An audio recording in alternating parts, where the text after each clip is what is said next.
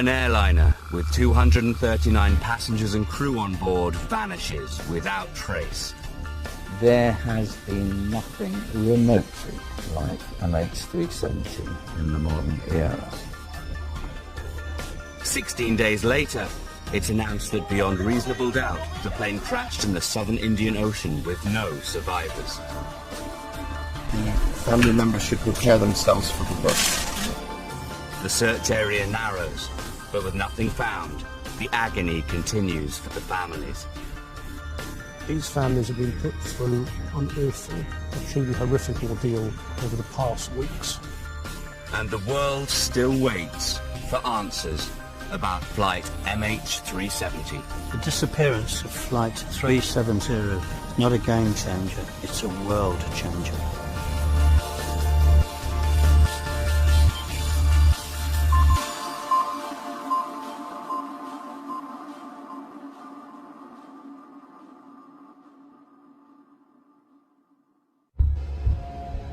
Malaysia Airlines Flight MH370 disappeared on March the 8th.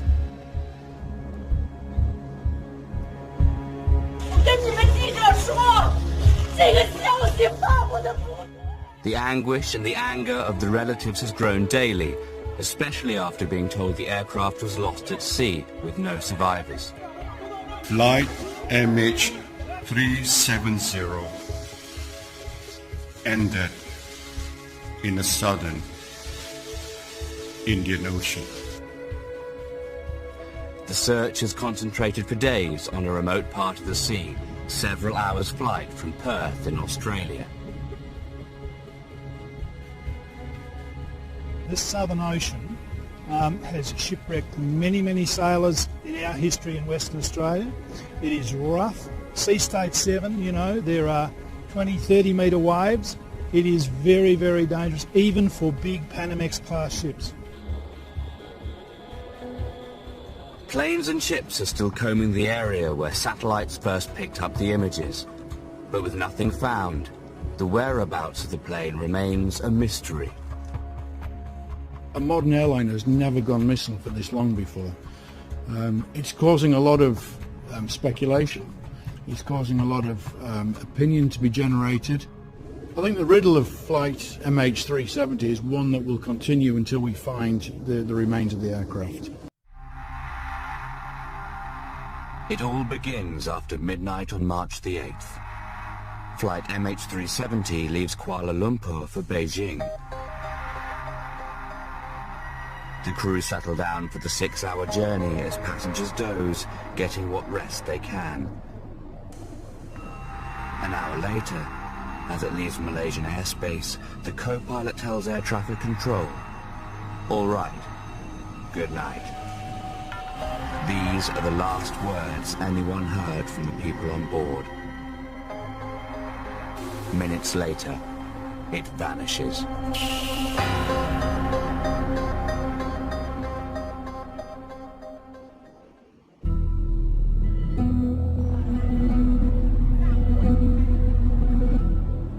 Beijing, 6:30 a.m. Relatives and friends gather to meet the flight. They're told only that the plane has been delayed. But it fast becomes apparent that this is much more serious. People are taken to a city hotel, but they still don't know what's going on. Nobody has told us anything. Nobody talks to us except volunteers and hotel staff. Finally, their worst fears confirmed. Malaysia Airlines confirmed that this flight, MH370, lost contact with Subang Air Traffic Control. Officials have no idea where the plane is. We do not have any findings at this point in time. The search and rescue team has started since morning. Everyone has put in an effort, and yet we have not found any wreckage, no wreckage whatsoever. As Malaysia wakes up to the news, people gather in Kuala Lumpur Airport. desperate to learn the fate of friend and family, but nothing is forthcoming.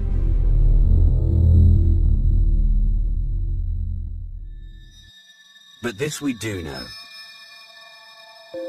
The plane took off from Kuala Lumpur at 20 past midnight local time on Saturday, March 8th, due to arrive in Beijing just over 6 hours later at 6:30 a.m. At 1:19, the final good night transmission to Malaysian air traffic control. Less than 10 minutes later, 1:30 in the morning, it disappears from air traffic control radar.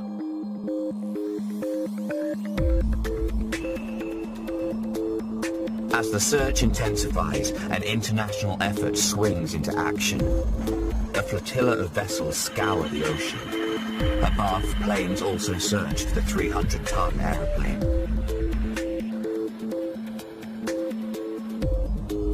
The US 7th Fleet joins in, aware time is running out.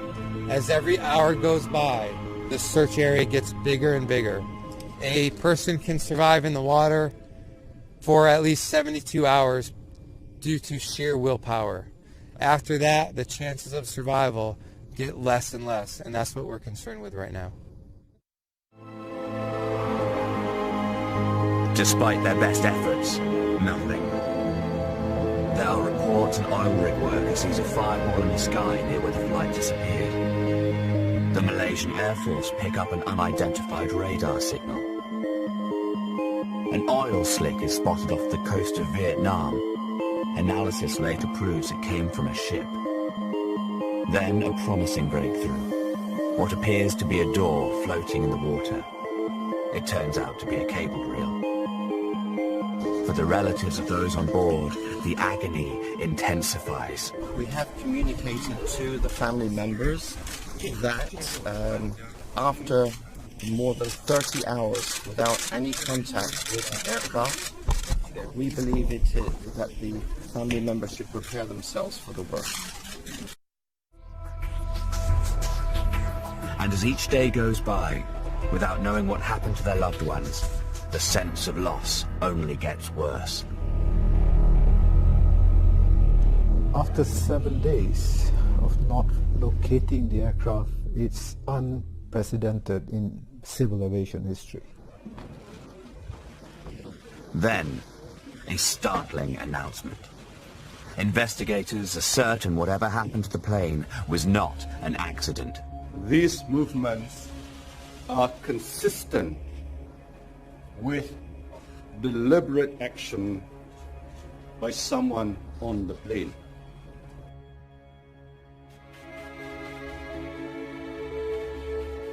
Shortly after MH370 loses contact, Malaysian military radar observes it taking a sharp left turn to the west, later confirmed by the Thai military.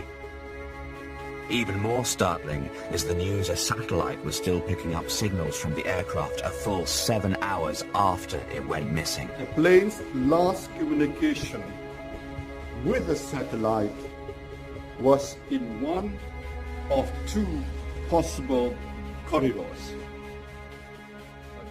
They give no precise location, but indicate two key areas. One, a northern corridor stretches from the Kazakhstan-Turkmenistan border to northern Thailand. The second southern corridor is a vast swathe of the Indian Ocean. The Malaysian authorities have refocused their investigation into the crew and passengers on board. Despite media reports that the plane was hijacked, I wish to be very clear. We are still investigating all possibilities as to what caused MH370 to deviate from its original flight path. One suspicion is the plane has been commandeered or hijacked. If we go back to sort of the Cuban hijack style, the Arab gunmen hijacks of the 70s, we kind of think that's a phase of terrorism that's behind us, but it's never really gone away. This could be a change in tactic from the terrorists. It could be a classic hijack. We just don't know. Another possibility is pilot suicide.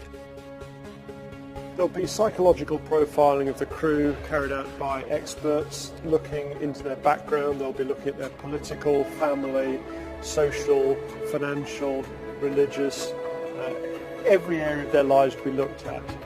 An emergency could have forced the crew to head for the nearest airport. A catastrophic failure would be something that none of the flight deck had experienced before. I think the flight crew probably made a valiant effort to get the aeroplane onto a new course to safety. Whatever happened, attention at this point is on the crew. Were they heroes or villains? The captain was a grandfather who loved his job. His co-pilot was about to propose to his girlfriend, also a pilot. The question is there something extraordinary that has actually gone wrong with the crew? Has something affected them in some way? And therefore this was not actually malign intent? We're really rather stuffed for a motive. So yeah, to say the pilots are in the spotlight if you like, personally what I'd say is that everything's in the spotlight. And that spotlight is turned on 3 million square miles. A vast expanse in which to try and find something, even when it's the size of an airliner. The Boeing 777 is the world's largest twin-engine passenger jet. It entered commercial service in 1995.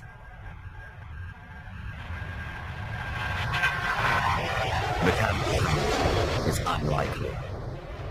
The 777 has a fantastic safety record. It's had one fatal accident in 20 years of operation, so it was surprising to hear that there'd been an event. I was not surprised that there were no initial reports that confirmed what that event was, but as the days went on, then that does become surprising that there's nothing at all. The engineering standards of today's aeroplanes are absolutely unparalleled. Aeroplanes have never been so good. If there was a catastrophic physical failure of the engines of the aircraft would have fallen where it was and we would have found the wreckage already. When flight MH370 takes off, the weather's good. The sky's clear, so an act of God is highly unlikely. So what could possibly have happened to the passenger jet? There are at least 50 theories out there. Many of those theories are by Boeing pilots and experts and accident investigators. But again, until you've got the evidence, it's only a theory. It may be confusing to see so many theories evolving about the loss of an aircraft, and it's a very technical issue. But all of those theories are actually very useful, and it's not conspiracy theory, but all of the side theories might put light on an unusual situation. So the forensic scientists who've got very open minds have to incorporate everything that's sort of coming out. As day 2 comes to an end, the world, and especially the families, need information. A possible lead. The authorities home in on 2 suspicious passengers. Could these CCTV images be the key to unlocking the fate of MH370?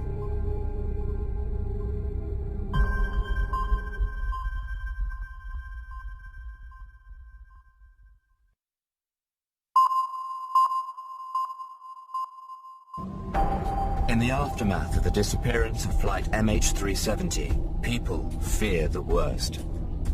A hijack in this day and age really is of no surprise to the aviation security community. I think no one can rule out foul play at this stage, and that could be anything from a terrorist attack across to an act of sabotage. And new technology brings new threats. Until it's disproven, this is potentially a cyber hijack. Day 2, and the Malaysian and Vietnamese search effort focuses on an area 20 miles around the last known position of the plane.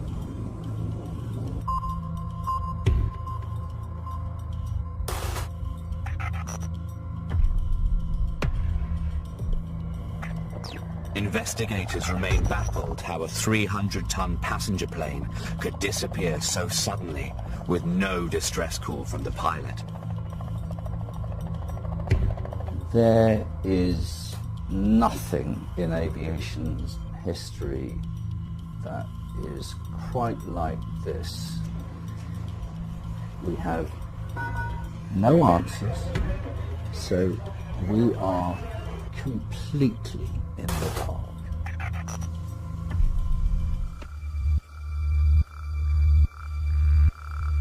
One possible explanation is the plane has been brought down by a terrorist bomb, similar to the one that destroyed Pan Am Flight 103 over Lockerbie in 1988, killing 270 people.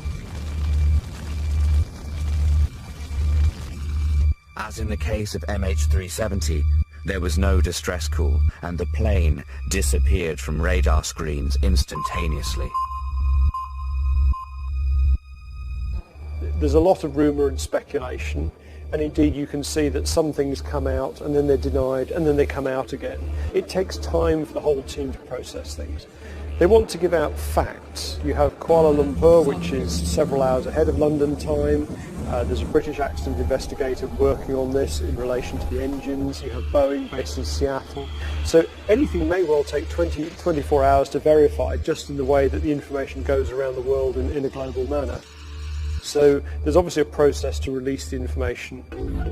One striking new piece of information is that 2 passengers were travelling under assumed identities.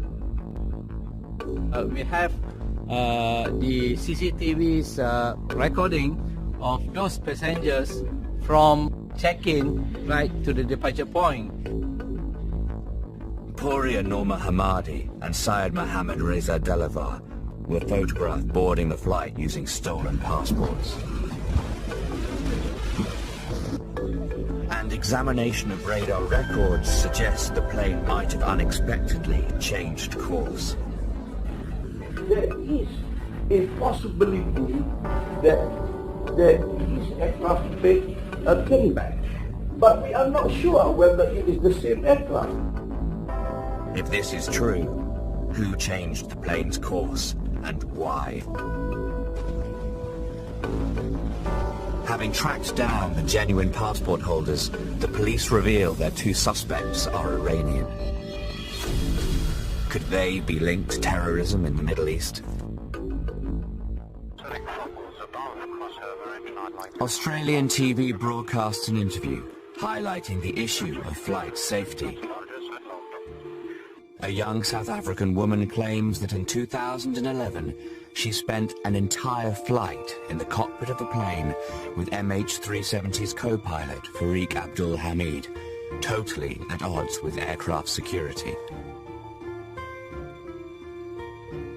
Passengers have been banned from cockpits since the 9/11 attack, an obvious measure to stop the terrorists taking over planes. I think it's highly likely a hijack took place. And again, there's 4 options for the hijack. One is a hijack of the aircraft through a crew member. The second option is a hijack coming from a passenger. The third option, which is a fairly unusual one, would be a stowaway. Then, of course, the 4th option is an electronic takeover of the aircraft from a ground-based station. But then a surprise announcement. The Malaysian police declare one of the men was seeking asylum in Europe. We believe that he is not likely to be a member of any terrorist group, and we believe that he is trying to migrate to Germany. In the absence of hard facts, new theories emerge. From the plane being accidentally shot down by the military to cyber terrorism. The cyber attack would be a highly sophisticated attack which at the moment would seem the most unlikely, but that's only because we haven't seen it before. The day before 9/11, we never would have imagined that an aircraft would have been used effectively as a cruise missile to attack New York and Washington. But of course that happened. So that possibility cannot be ruled out, and nor can the possibility of one of the crew members, for whatever reason, taking over the aircraft. According to this theory, the plane's main computer network could be accessed and compromised via a mobile phone app or a USB connection in the flight entertainment system. This is potentially a cyber hijack where the use of a computer to actually simulate the pilot's activities has taken that plane off course and actually controlled every action of that plane, and potentially may have lost the plane or could have landed the plane. A cyber hijack really is a new form of warfare, and it's taking us into cyberspace where actually all forms of warfare are now concentrating on. And a report from the Wall Street Journal reveals startling new evidence.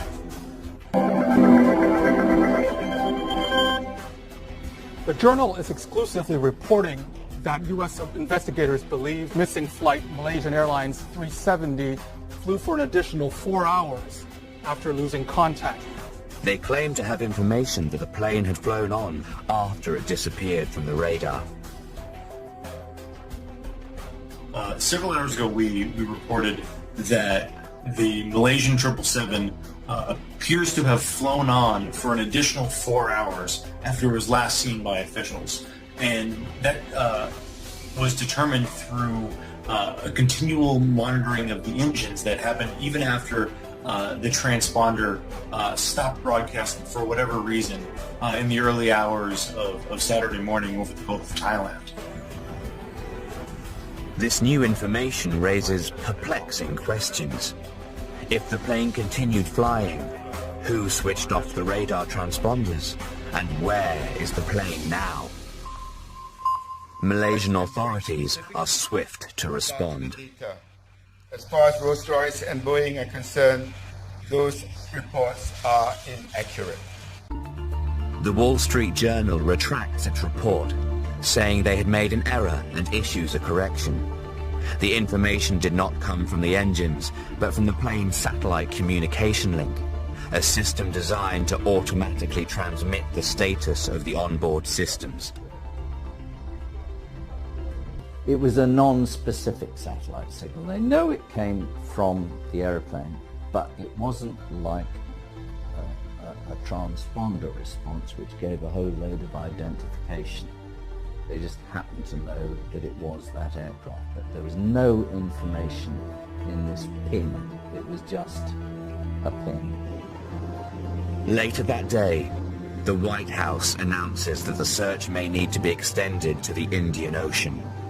It adds credibility to the theory that the plane continued flying after it disappeared. If the theory is true, the plane could have flown for an additional distance of 2,200 miles. As the search area expands to an area of almost 3 million square miles, investigators turn their attention to the plane itself. If mechanical failure is responsible, it would not be the first time.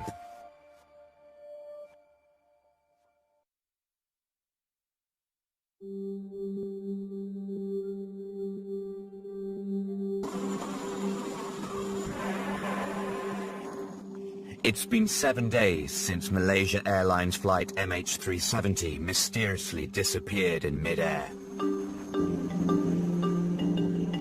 Planes and ships scour the ocean, but find nothing, while desperate relatives wait for any news of their loved ones. As the likelihood of an act of terrorism appears to lessen, the focus of the investigators turns to mechanical failure.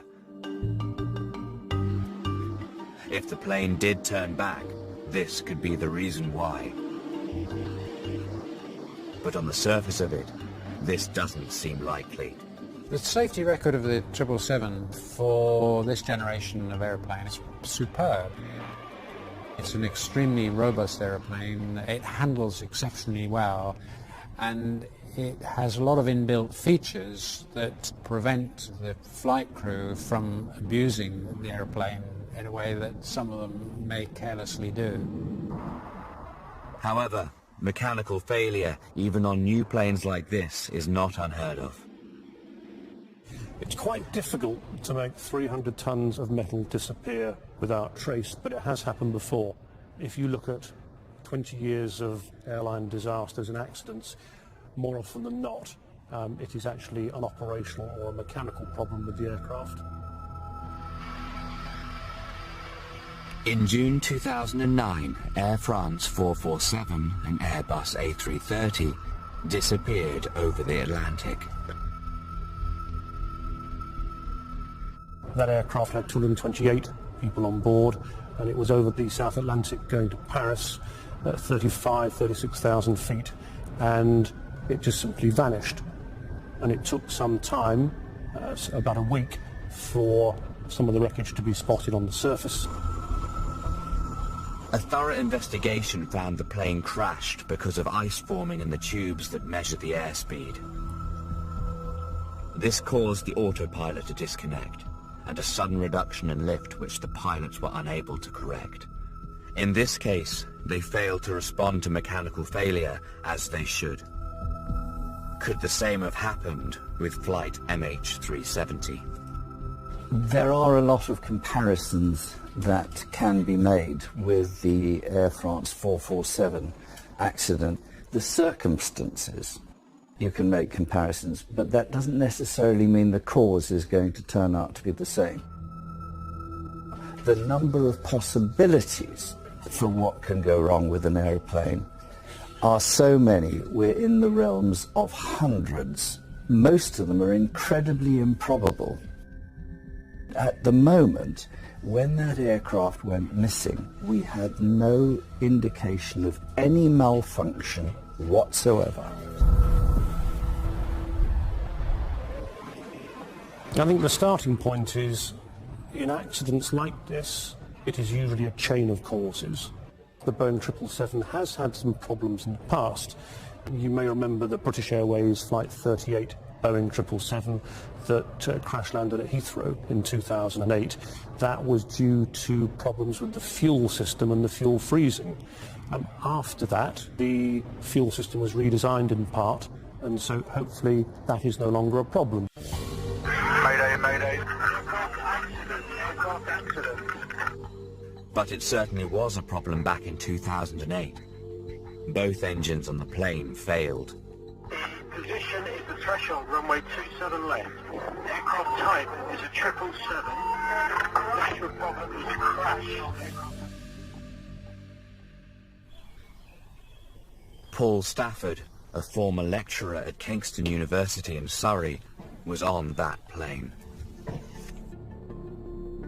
The oxygen mass fell from the roof of the aircraft, and we seemed to be skidding for an eternity, bumping and bashing around.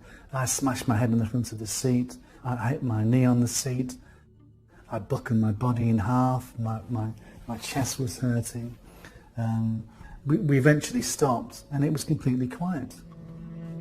I looked to my left, and the undercarriage had come through the wing.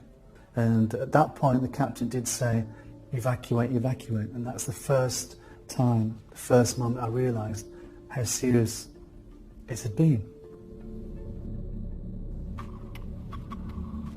It was terrible.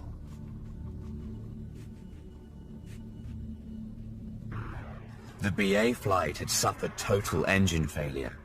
But even if this had happened to the missing Malaysian plane, at 30,000 feet it would have been able to glide for about 20 minutes, allowing plenty of time for the pilot to make an emergency call.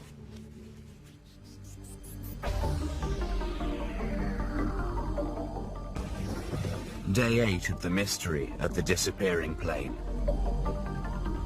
A press conference is called in Kuala Lumpur. Now the Malaysian Prime Minister, Najib Razak, makes a dramatic announcement. The Royal Malaysian Air Force primary radar data showed that an aircraft which was believed but not confirmed to be MH370 did indeed turn back.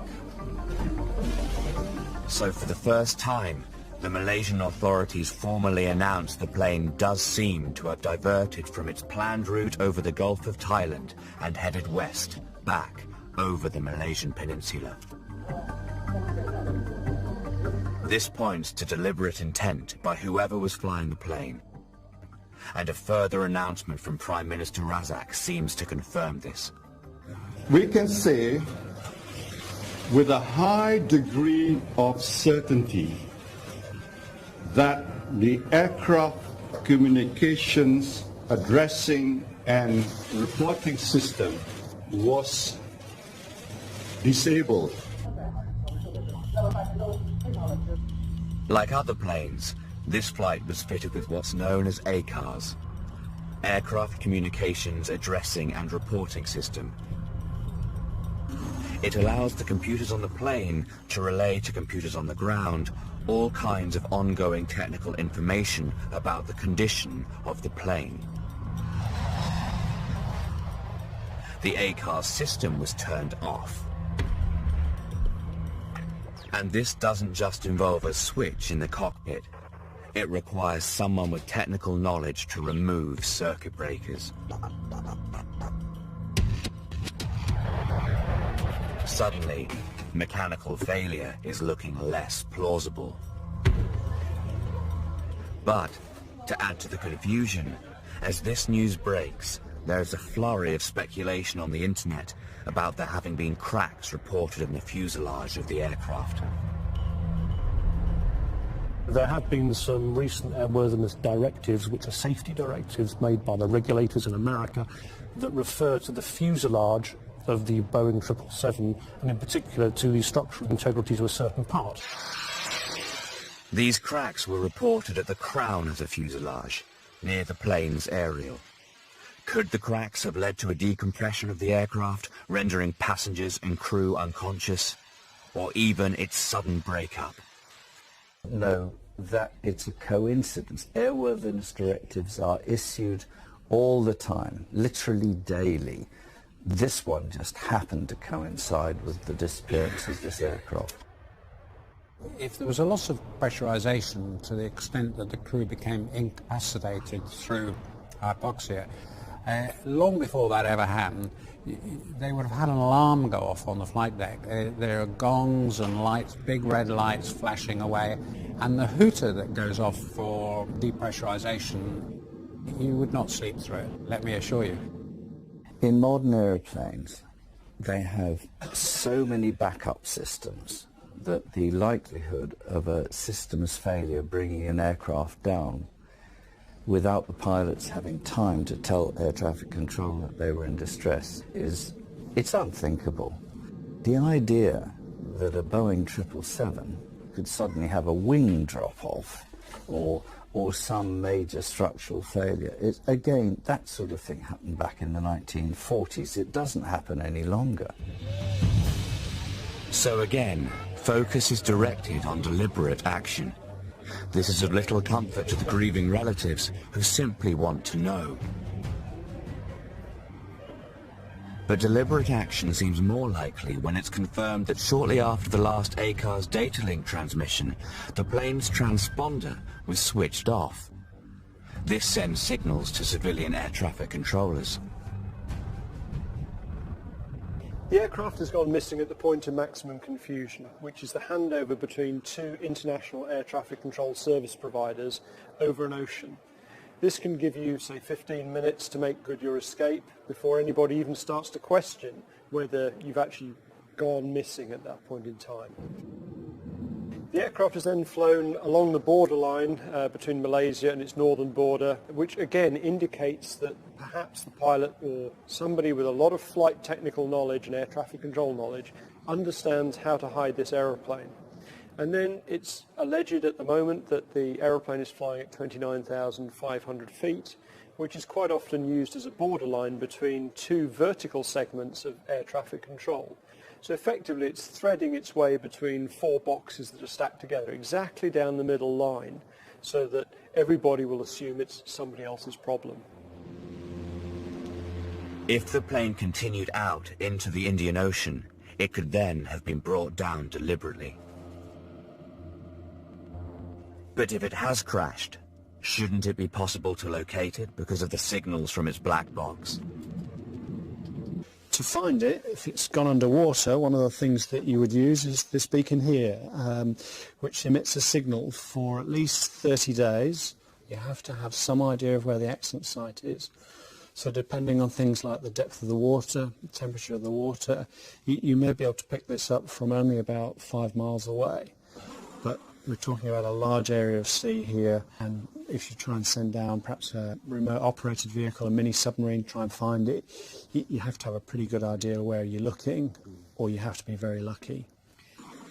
This is why it took 2 years to uncover the black box of Air France 447. But now, the Wall Street Journal story about the satellite ping comes into play. It's about once every hour the satellite just sends a message to say, "Hi, are you still there?" And the aircraft will reply, "Yes, I'm still here." And that's how the authorities in the region have been able to confirm that the aircraft was still transmitting these signals for up to about 7 hours after the last transmission. This information cannot pinpoint the plane, but it gives the angle of the plane in relation to the satellite. This, investigators are now able to place the aircraft in one of two corridors. A northern corridor going from Thailand towards Kazakhstan, and a southern one leading out into the Indian Ocean. At this point, search efforts in the South China Sea are wound down. If it had gone up the northerly corridor, the chances are that the amount of military radars in that area would have detected the aircraft. It may have been seen by the military, who say, well, it's just an airliner at 30,000 feet. That's the problem. The Civil Air Traffic Control Authority should be talking to it. The Civil Air Traffic Control Authority might think that it's a military aeroplane, or indeed not detected if they don't have primary radar display shown. So it's quite possible to progress through some of these countries without actually alerting suspicion. Day 9. The number of countries involved in the search has expanded from 14 to 25. The two air corridors encompass a vast area. And as the search area expands, reasons for the plane's disappearance remain just as obscure. It's not just going on a murder hunt without the body. It's actually trying to find the weapon before you know there's been a murder. By now, all crew members and all passengers are under investigation. Was there anyone on that plane with psychological problems? Hijacking and sabotage remain on the table, but inevitably, the spotlight falls on the pilot and the co-pilot. Do they hold the key to the secret of flight MH370? And then, some dramatic news from Australia.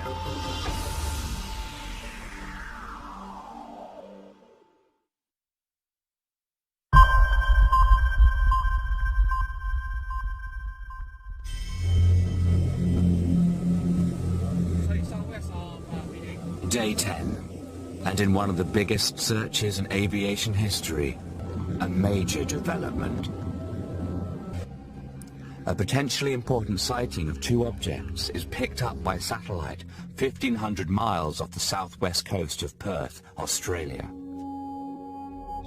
It's very close to the predicted southern flight corridor, and that, I suppose, reinforces our suspicion that just maybe this is the first tangible evidence that we've got. But if it is the missing plane, how did it get there, and why? The Malaysian authorities have confirmed that the plane's tracking devices and communication systems had been deliberately disabled, shifting the focus of the investigation onto the pilots. These are the last CCTV images of the captain and co-pilot as they go through airport security before boarding flight MH370. The investigators will be calling on specialist psychologists to undertake this type of work, who both understand the local culture as well as the psychological implications. So a lot of background data gathering will be going on, lots of people will be being interviewed, and they obviously want to focus on those with technical knowledge or those who've been picking up technical knowledge over the last few months.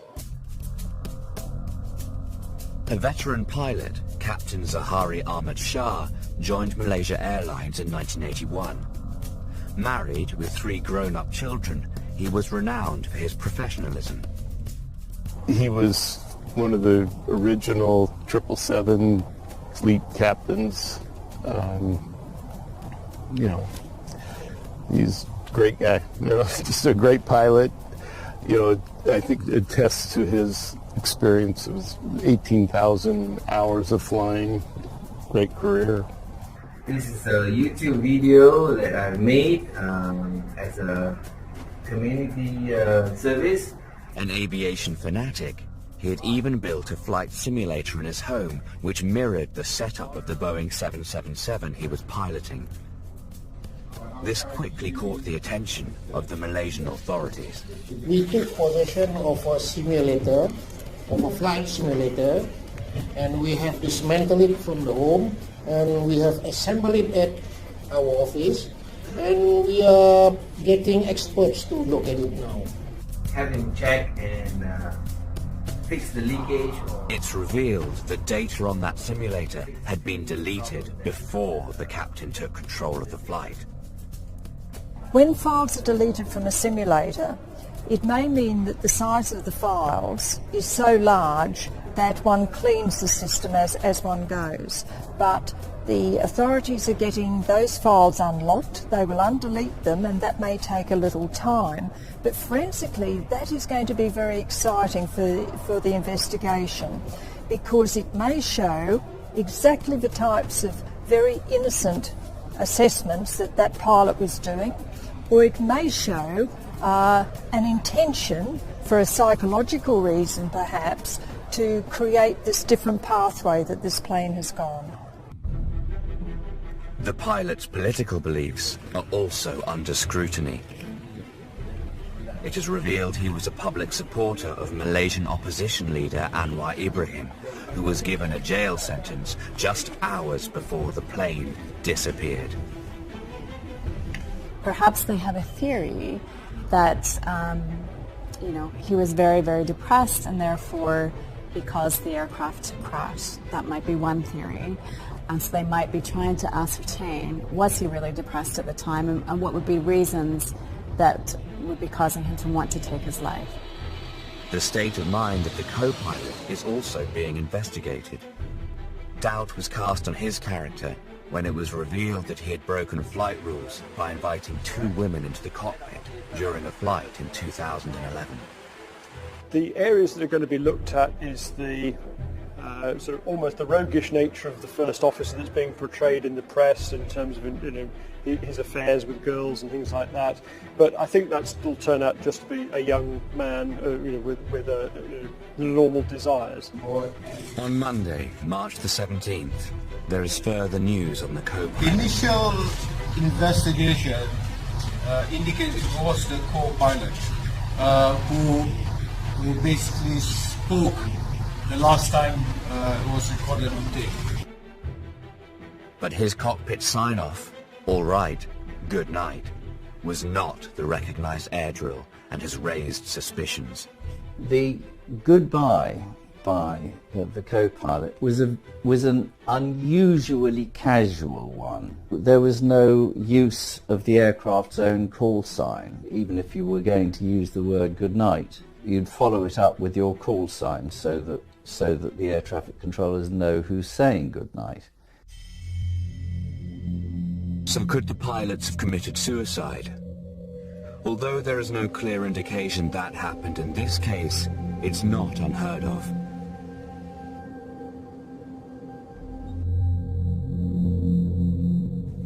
In 1997, a Silk Air flight crashed in Indonesia, killing 104 people.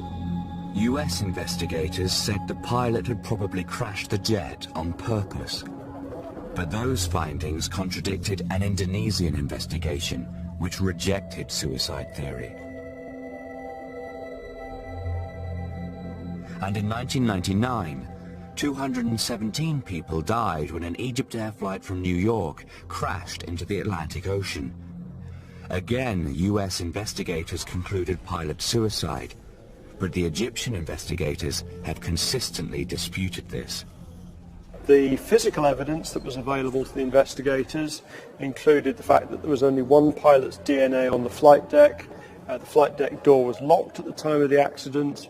The other pilot's DNA was on the far side of the cockpit door, as was the fire axe. But did the pilots commandeer the plane with evil intent, or were they undertaking a desperate effort to preserve the lives of the passengers on board?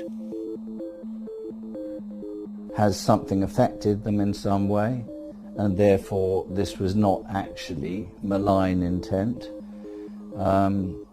You know, do we know it's malign intent? No, we don't. With his character and what we knew of him, it just wouldn't make any sense that he would have anything to do with any sort of deliberate action on his part. I believe at that stage there was some form of catastrophic failure on the aeroplane, either a decompression or perhaps an electrical fire which incapacitated the flight crew. I think the flight crew probably made a valiant effort to get the aeroplane onto a new course to safety. Whatever his attempts were, I believe that he probably lost consciousness before he could carry them out successfully, and the rest of the flight was carried out on autopilot, with the autopilot functioning as it would without any form of monitoring. The focus of the search moves from the northern corridor to the southern Indian Ocean, one of the remotest places on Earth. The theory to do with no passengers being able to communicate out from the aeroplane tends to indicate that it may have crashed in the sea. And if it was going to be a deliberate act by anybody on board the aeroplane to crash the aeroplane in the sea, then you would choose to put it as far into the Indian Ocean as you could possibly get. The search switches even closer to the southwest coast of Australia as the calculations are reassessed. It's about 1,000 kilometres closer. That will increase significantly the amount of time they can spend out there by about 2 hours. So that would be a very positive thing. Now, we've also learnt this morning that the Americans are sending down another Poseidon, P-8 Poseidon search aircraft to bolster the number of assets we have here to search for 370.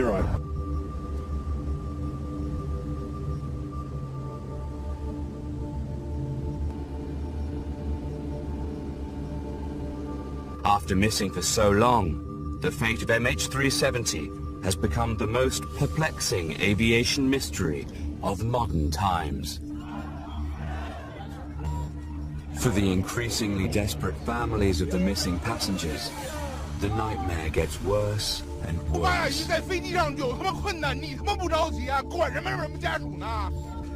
Their distress increasing with each passing day.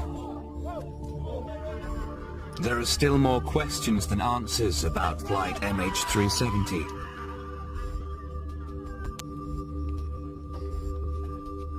And as the search continues, time is